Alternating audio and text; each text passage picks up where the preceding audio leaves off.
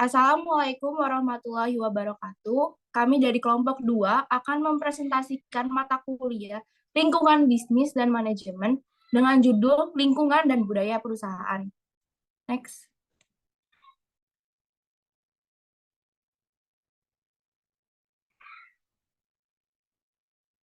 Nama saya Delia Putri Perpati, NPM 220130101162. Apa itu lingkungan eksternal?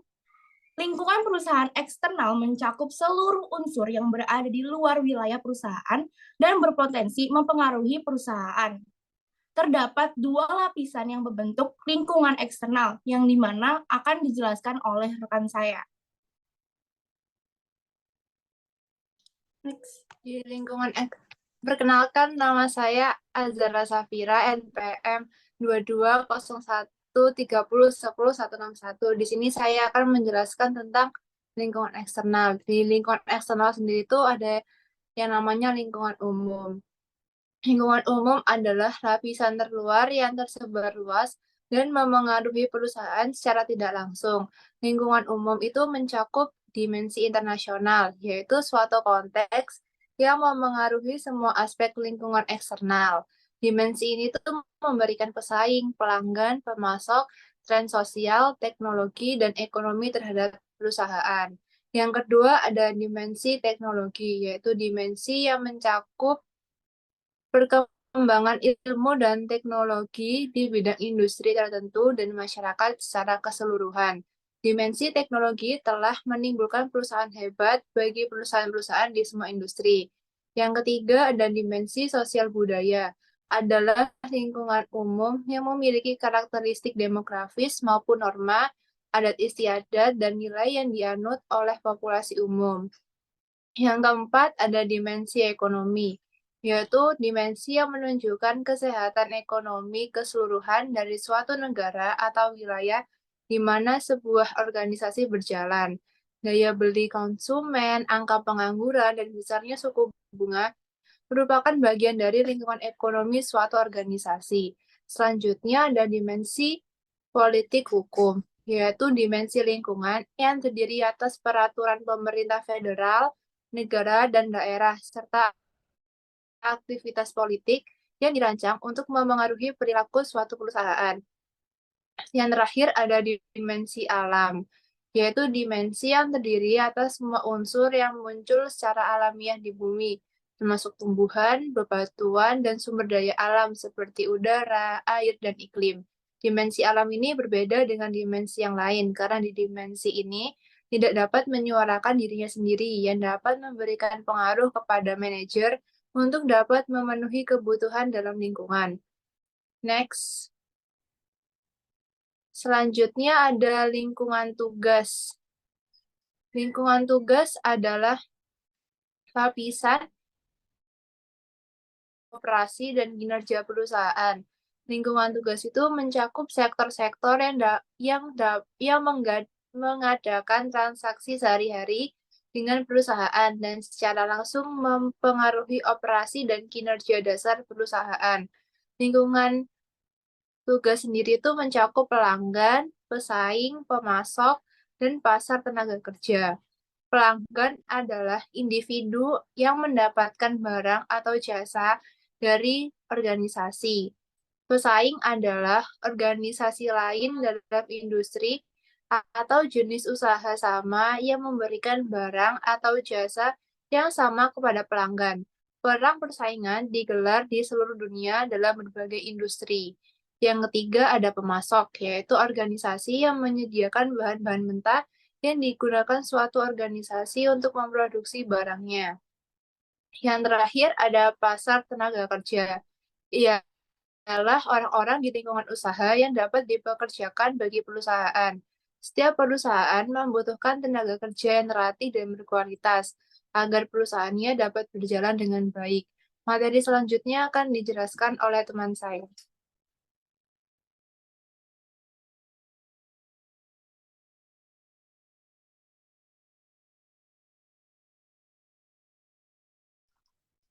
Oke, nama saya Ida Ayu Putusang Fitri Dewi Maharani, NPM 22013010129.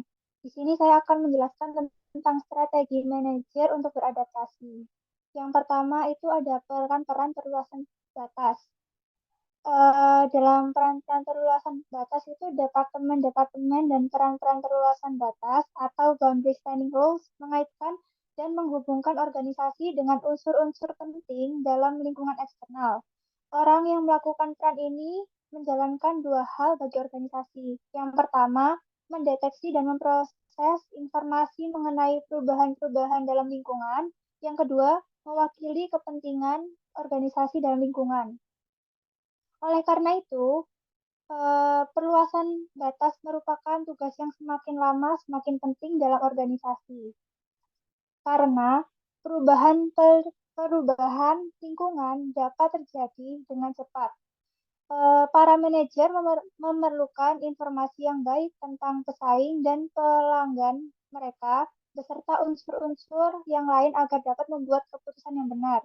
Contohnya, pekerja di Departemen Pemasaran dan Perdagangan merentangkan batas-batas untuk bekerja sama dengan pelanggan dan pemasok. Yang kedua, rekanan antar organisasi. Strategi yang semakin populer Strategi yang makin populer dalam menyesuaikan diri dengan lingkungan usaha adalah dengan mengurangi batas-batas dan meningkatkan kerjasama dengan organisasi lain. Sudah hal yang biasa bagi para rekanan bisnis untuk saling membantu meskipun hal tersebut di luar kontrak yang disepakati. Contoh, seperti Disney telah sepakat untuk menjual baterai merek Revovac dengan semua temanya dan taman air dalam paket yang menyertakan tokoh-tokoh populer Disney. Tindakan ini akan menaikkan penjualan baterai Rayovac dan meningkatkan pemajanan konsumen terhadap produk-produk bermerek Disney. Selanjutnya ada merger dan joint venture. Strategi ini digunakan karena selangkah lebih maju dari strategi rekanan bagi perusahaan. Merger dan joint venture dilakukan untuk mengurangi tidak kepastian lingkungan. Dijelasin sekarang, kan ada dua merger dan joint venture. Merger ini terjadi ketika dua organisasi atau lebih bergabung menjadi satu. Contohnya, Wifago melakukan merger dengan Norwest Corporation untuk membentuk korporasi perbankan terbesar keempat nasional. Selanjutnya ada joint venture. Joint venture terdiri dari aliansi strategis atau program strategis dari dua organisasi atau lebih. Joint venture biasanya terjadi karena ada sebuah proyek yang terlalu kompleks, mahal atau sulit untuk diatasi oleh satu organisasi saja. Contohnya Harpo Inc. milik Oprah Winfrey membentuk joint venture dengan Hearst Magazine untuk menerbitkan majalah Oh The Oprah Magazine. Untuk slide selanjutnya akan dilanjutkan oleh teman saya. Next. Perkenalkan, saya Jessica Fania Andani dengan NPM 22013010123. Apa itu lingkungan eksternal? Lingkungan eksternal perusahaan itu mencakup unsur-unsur yang ada di dalam perusahaan, seperti karyawan perusahaan, manajemen, budaya perusahaan, yang juga menentukan sifat karyawan di lingkungan internalnya. Elemen internal ini paling penting untuk membantu organisasi untuk menyesuaikan lingkungannya dengan lingkungan yang ada di eksternal. Next. Lalu budaya perusahaan ini juga adalah bagian penting dari lingkungan internal yang terdiri atas nilai-nilai yang berupa keyakinan, pemahaman, dan norma-norma penting yang dapat dianut oleh semua anggota organisasi. Terdapat beberapa aktivitas organisasi yang dapat menggambarkan budaya perusahaan. Antara lain yang pertama adalah simbol. Simbol adalah sebuah objek, tindakan, atau peristiwa yang membawa makna pada orang lain. Simbol ini dapat dianggap sebagai bahasa non-verbal yang kaya, yang hidup, yang dapat menyampaikan nilai-nilai penting organisasi yang secara hidup juga dapat menyampaikan nilai-nilai yang dapat menyangkut orang atau dapat menyangkut hubungannya antara orang satu dengan orang lain maupun satu orang dengan suatu kelompok. Lalu yang kedua ada cerita. Cerita adalah sebuah narasi yang berdasarkan kejadian nyata dan sering diulang dan diketahui oleh semua organisasi. Cerita ini dapat membantu menggambarkan simbol, visi, dan nilai-nilai suatu perusahaan serta membantu pegawai untuk memahaminya. Yang ketiga adalah panutan perusahaan. Seorang figur yang memberikan contoh perilaku, karakter, dan sifat dari budaya perusahaan yang kuat. Panutan ini menunjukkan bagaimana bekerja dengan benar di dalam suatu organisasi. Perusahaan yang memiliki budaya yang kuat mengambil keuntungan dari prestasi untuk menentukan panutan dalam menegakkan nilai-nilai pedoman dalam perusahaan tersebut. Lalu yang keempat adalah slogan, yaitu frasa atau kalimat yang secara singkat dan jelas mengekspresikan nilai pedoman perusahaan. Banyak perusahaan menggunakan slogan ini untuk mengungkapkan maksud khusus pada pegawainya, membantu untuk meningkatkan motivasi pada pegawainya. Lalu yang kelima ada seremoni.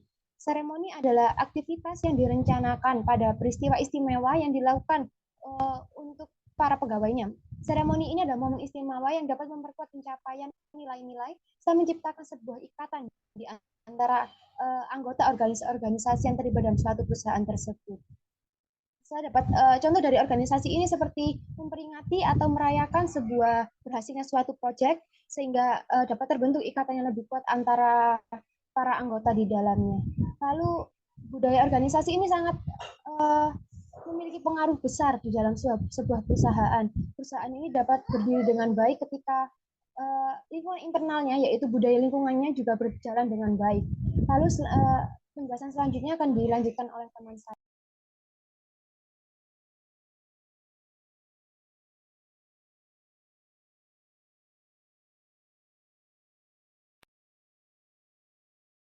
Baik, perkenalkan nama saya Alsali Adisti dengan NPM 220130100086.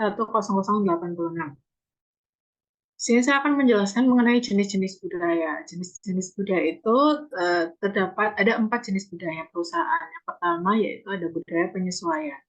Budaya penyesuaian adalah sebuah budaya yang dicirikan dengan nilai-nilai yang mendukung kemampuan perusahaan untuk memahami, mengenali, dan mengartikan sinyal-sinyal dari lingkungan ke dalam respon-respon perilaku yang baru. Budaya ini mengharuskan adanya respon cepat dan pengambilan keputusan yang beresiko tinggi. Kemudian ada budaya pencapaian, adalah suatu budaya yang berorientasi hasil yang menghargai persaingan, inisiatif perorangan, dan pencapaian.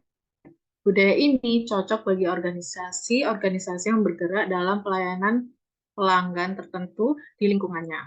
Kemudian ada budaya keterlibatan.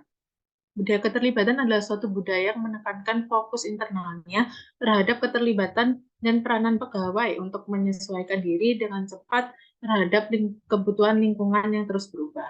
Kemudian budaya yang terakhir yaitu budaya konsistensi, adalah suatu budaya yang menggunakan fokus internal dan orientasinya untuk konsistensi guna menjaga lingkungan agar tetap stabil.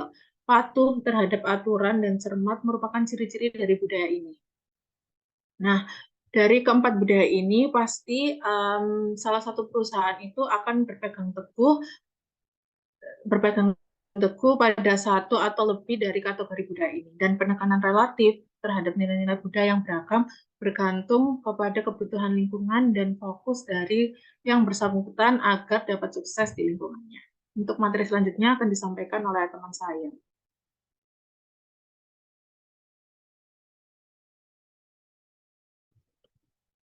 Perkenalkan, nama saya Muhammad Fajar dengan NPM 22013010109.